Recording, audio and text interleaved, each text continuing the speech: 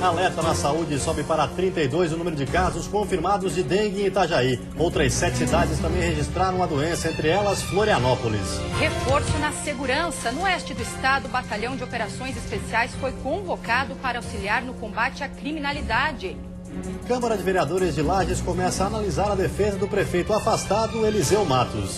Liberação de verba para a saúde. Hospitais filantrópicos do estado começam a retomar cirurgias eletivas que estavam suspensas por falta de recursos. E ainda os gols da primeira rodada do Campeonato Catarinense. No clássico entre Joinville e Avaí, deu empate na Arena. O Band Cidade desta segunda-feira já está no ar.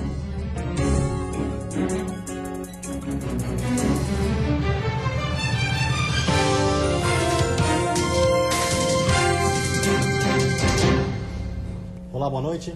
Boa noite. Em Chapecó, no oeste do estado, o Batalhão de Operações Especiais, o BOP, está ajudando a Polícia Militar a conter os altos índices de criminalidade. A medida não tem prazo para acabar e a maior preocupação é com o aliciamento de menores.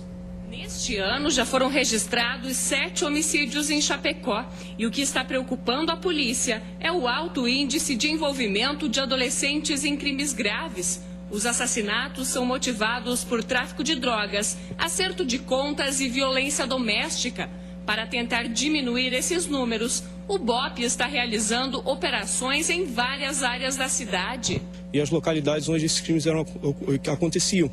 Então as nossas operações elas se baseiam de acordo com as estatísticas e o serviço de inteligência do 2º Batalhão. Somente em uma operação, 4 adolescentes entre 12 e 15 anos foram apreendidos. Junto com eles, os policiais encontraram Jason Fagundes, de 33 anos, também foi preso porque é suspeito de chefiar uma quadrilha que aliciava menores. De acordo com a polícia, os adolescentes auxiliam os traficantes na comercialização de drogas durante a noite. Os menores trabalham em troca de energético, chocolate e refrigerante. A nossa polícia hoje é lamentável, ela está secando gelo. E esse gelo, pode ter certeza, é feito de lágrimas da sociedade, de pessoas de bem da sociedade. Então, eu não acredito que hoje os órgãos competentes aí não tenham um olhar mais afinado aí para resolver esse problema aí. Porque quem está perdendo hoje é a sociedade. E eu faço parte da sociedade, como você faz, todo mundo faz. A polícia está mapeando os pontos mais críticos para desenvolver as ações. O BOP deve reforçar a segurança na cidade por tempo indeterminado. No sul do estado, uma ponte que há muito tempo traz dor de cabeça aos moradores da região está quase pronta. O problema são os acessos que não estavam previstos no projeto e não tem prazo para saírem do papel. A interdição da ponte ocorreu em dezembro de 2013, por causa das más condições de tráfego. Em junho do ano passado, teve início a obra de construção de uma nova ponte. O prazo de conclusão era de 180 dias e foi adiado para o fim de março deste ano. O custo total foi de mais de R$1,5 milhão de reais, financiados pelo governo do estado. O problema é que o projeto previa apenas a ponte e não os acessos. E depois de pronta, o desnível entre a estrada e a travessia será de cerca de 5 metros. Como a ponte fica na divisa de Tubarão e Jaguaruna, foi acordado que os municípios arcariam com os custos do acesso. Mas a Prefeitura de Tubarão já sinalizou dificuldades financeiras para realizar a obra. São 2 aterros consideráveis, não é uma obra simples, então um pouco de pequeno vulto. É exatamente essa tratativa que se busca agora com o apoio das 2 prefeituras, um provável apoio, continuidade de apoio junto ao governo do estado, não está descartado. A Prefeitura de Jaguaruna informou que também não tem condições financeiras de arcar com os custos da cabeceira da ponte e que irá buscar auxílio do governo do estado para poder concluir a obra. A ponte deve ser concluída, mas enquanto não estiverem prontos os acessos, ela não poderá ser utilizada. A estimativa é que até o mês de junho o impasse esteja resolvido e a rodovia liberada. O secretário de Infraestrutura de Tubarão comentou a situação. Não é estranho construir uma ponte sem o acesso estar presente no projeto? Na verdade, se discute essa relação, né? O fato é que temos que lidar com a realidade, né? A construção das cabeceiras por si só são obras complementares a uma obra de arte como é a ponte especificamente.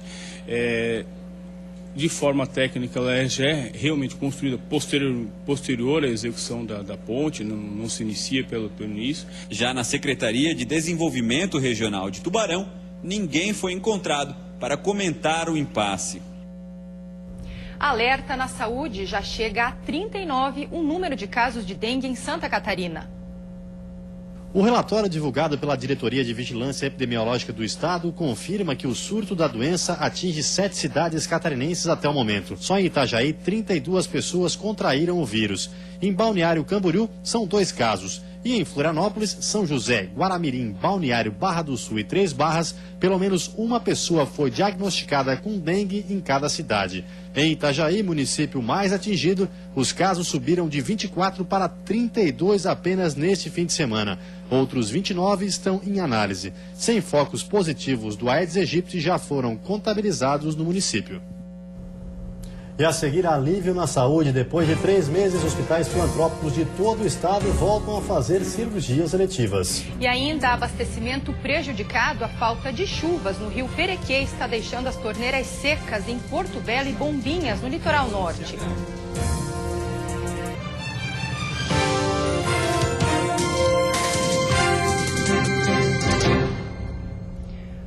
Um alerta no Vale do Itajaí. A falta de chuva pode afetar o rio Perequê e até desencadear uma crise no abastecimento de água em Porto Belo e Bombinhas. Alguns bairros já estão com as torneiras secas. Seu Leodil mora no bairro Vila Nova, em Porto Belo. Ele conta que os problemas com abastecimento de água começaram no ano passado, mas a situação se agravou nos últimos meses. A água só chega à caixa de madrugada e quando vem, ainda está amarelada. Túrbia. Ela vem que nem gasolina, amarela. Bem amarela. Na casa do Carlos, também em Porto Belo, a situação é a mesma. Para cumprir as tarefas domésticas, ele reserva água em galões e baldes. Olha, é complicado. A gente tem que pegar, né, cuidar quando vem ali por umas 2 horas da madrugada, vem a água. Aí a minha esposa levanta, vem aqui, liga a torneira, enche o que consegue encher aqui de litro, coisa, né, desses reciclável aí, para juntar um pouco de água para poder lavar alguma coisa durante o dia, porque de manhã bem cedo acaba faltando de novo. De acordo com a Companhia Catarinense de Águas e Saneamento, o problema está relacionado ao baixo índice de chuva sobre o rio Perequê, onde a água é captada e tratada num sistema integrado que abastece as cidades de Porto Belo e Bombinhas. Em nota oficial lançada nesta segunda-feira, a Casan se desculpou pelos transtornos causados. A companhia ainda reforçou o apelo para que a população economize o máximo de água possível, até que a situação do manancial esteja regularizada. A terça-feira vai ser de nebulosidade variável, com aberturas de sol e pancadas isoladas de chuva em todas as regiões. Temperaturas em elevação. A mínima deve ficar em 14 graus na Serra e a máxima é de 32 no sul do estado. No Planalto Norte, mínima de 15 e máxima de 27 graus. No litoral norte, Vale do Itajaí e Grande Florianópolis, as máximas chegam a 29 graus. No oeste, mínima de 22 e máxima de 31 graus. Os hospitais filantrópicos do estado retomaram as cirurgias eletivas que estavam suspensas. Depois de 3 meses, salas como estas voltam a ser usadas para cirurgias eletivas nos hospitais filantrópicos de Santa Catarina. Em Joinville, os primeiros procedimentos foram realizados pela manhã no Hospital Bethesda. As cirurgias eletivas foram canceladas em vários hospitais de Santa Catarina em novembro do ano passado por causa da falta de dinheiro.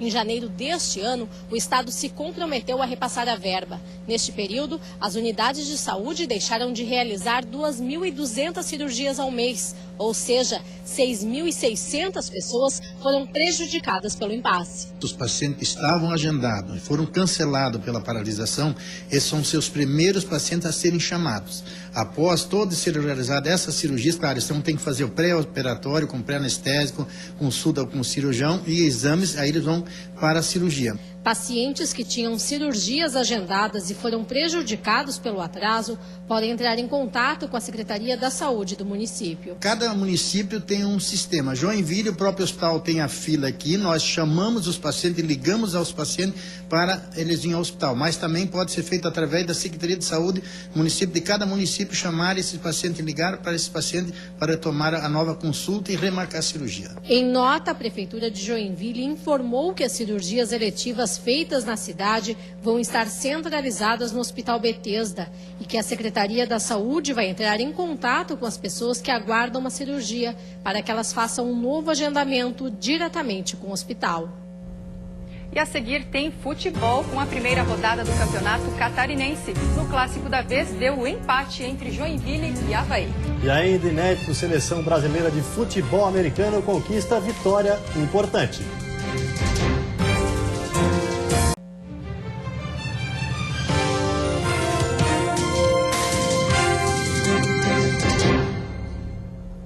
Futebol foi dada largada para o Catarinense 2015, que tem 4 equipes garantidas no Brasileirão. O Joinville foi melhor no primeiro tempo. Logo no começo do jogo, Fabinho cruza para Rafael Costa, que marca um golaço de cabeça. Do outro lado do campo, o Avaí teve dificuldades para segurar o Joinville, que marcou um segundo com Marcelo Costa. O capitão chuta forte de fora da área. O goleiro Wagner foi traído pela curva da bola, que balançou a rede. Melhor taticamente, o tricolor foi superior. Mas no finalzinho, na única jogada perigosa do Avaí, Anderson Lopes marcou o primeiro para o Leão da Ilha. E o primeiro tempo do jogo ficou assim: 2 para o Jack, 1 para a Zurra. Mas parece que de um lado o campo tinha mais força, porque na troca do segundo tempo o Avaí também mudou o jogo. E o Leão, que estava dormindo, acordou. Sem perdão, Anderson Lopes chuta a bola para o fundo da rede e deixa tudo igual na Arena Joinville. E falando em tempo, a rivalidade do clássico falou mais alto e o tempo fechou quase no fim do jogo. William Rocha dá uma cotovelada em Fernando Viana. Na discussão, o árbitro expulsa William e Eduardo do Avaí e Rogério do Jack. Fim de jogo na Arena Joinville. 2 para o Jack, 2 para o Avaí. Perdi 2 jogadores, né? Vamos ver como é que encaixa a zaga, como encaixa o meio. O Avaí vai se acertando de acordo com as partidas. Aos poucos ele vai se acertando. É um sentimento que você fica imaginando que poderia ter conseguido a vitória, mas ao mesmo tempo me dá dados para que eu vá corrigindo. E a Chapecoense começou com tudo, mostrando que é uma forte candidata ao título do estadual. Confira como foi esse e os demais jogos da primeira rodada. Na Arena Condá, uma chuva de gols da Chapecoense contra o Internacional de Lages, que depois de muitos anos retornou à primeira divisão do Catarinense. O Verdão do Oeste dominou o jogo e não deu chances para o Leão Baio. 5-0 com 2 gols de Ananias. A Chapecoense terminou a rodada em primeiro lugar e amanhã à noite enfrenta o Guarani em Palhoça. Eu acho que para a estreia está excelente, saiu até acima da média, mas a gente está sempre tranquilo, pé no chão, sabemos que temos muito a evoluir, temos mais jogadores ainda para entrar nessa equipe, que estão se preparando, para que a gente se fortaleça cada dia mais, porque o campeonato é muito difícil. No estádio do SESI, em Blumenau, o Metropolitano saiu na frente com um golaço do estreante Rodney, que chutou de fora da área para estufar a rede. O veterano Schwenk empatou para o Marcelo Dias, de cabeça. Os dois times ficaram na 6ª colocação com 1 ponto. Ela vai ter que melhorar e, com certeza, a questão minha, eu sou responsável. Eu acho que foi um jogo bem disputado, as duas equipes tiveram chance de vencer o jogo, poucas, mas tiveram. Aí nós tivemos com o Soares, eles tiveram com o atacante lá, onde o Pablo fez uma bonita defesa. Mas eu acho que pelas duas equipes estarem iniciando um trabalho, é normal que aconteça isso e a sequência dos jogos vai, de repente, melhorar até o entrosamento dos jogadores. No Heriberto Wilson, Bruno Lopes só teve o trabalho de desviar para o gol o chute cruzado de Roger Guedes, 1-0. Depois, um golaço de Roger Guedes, de esquerda, no ângulo. E numa cobrança de falta, Lucas chutou rasteiro no canto, 3-0. O zagueiro Joilson, de cabeça, fez contra para o Guarani e fechou o placar. O Tigre é o segundo colocado com os mesmos 3 pontos da Chapecoense. O Guarani é o 9º na classificação. A vitória era extremamente importante. A gente buscar e procurar fazer em casa o maior número possível de pontos para a gente chegar na primeira meta do ano, que é buscar a classificação. E eu saio satisfeito pelo desempenho do time em relação a isso. Em Florianópolis, um jogo ruim entre Figueirense e Atlético de Birama. Pouco mais de 5 mil torcedores compareceram para incentivar o alvinegro, mas viram muito pouco futebol. O gol salvador foi de Marcão aos 37 minutos do segundo tempo. O Figueirense ficou na terceira colocação e o Atlético na 8ª. Por isso que a gente insistiu na contratação do Marcão, porque ele tem essa qualidade. Ele teve 3 chances, hoje fez uma. Se a cada partida ele tiver 3 chances e fizer uma, espetacular. Conquista inédita no fim de semana. 6 catarinenses ajudaram a seleção brasileira de futebol americano a conseguir uma vaga histórica no Campeonato Mundial. Foi um feito histórico. A vitória do Brasil Onças por 26-14 contra a seleção do Panamá colocou o time brasileiro pela primeira vez na disputa de um título mundial. O campeonato será disputado em Ohio, em julho deste ano.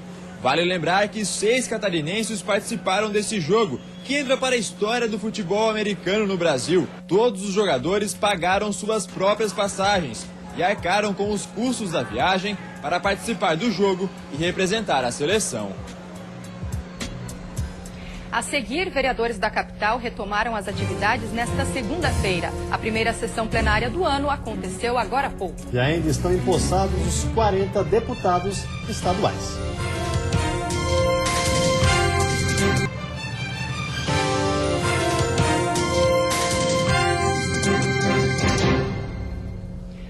Os novos deputados estaduais foram empossados ontem na Assembleia Legislativa. Os parlamentares elegeram Gelson Merizio para presidir a casa.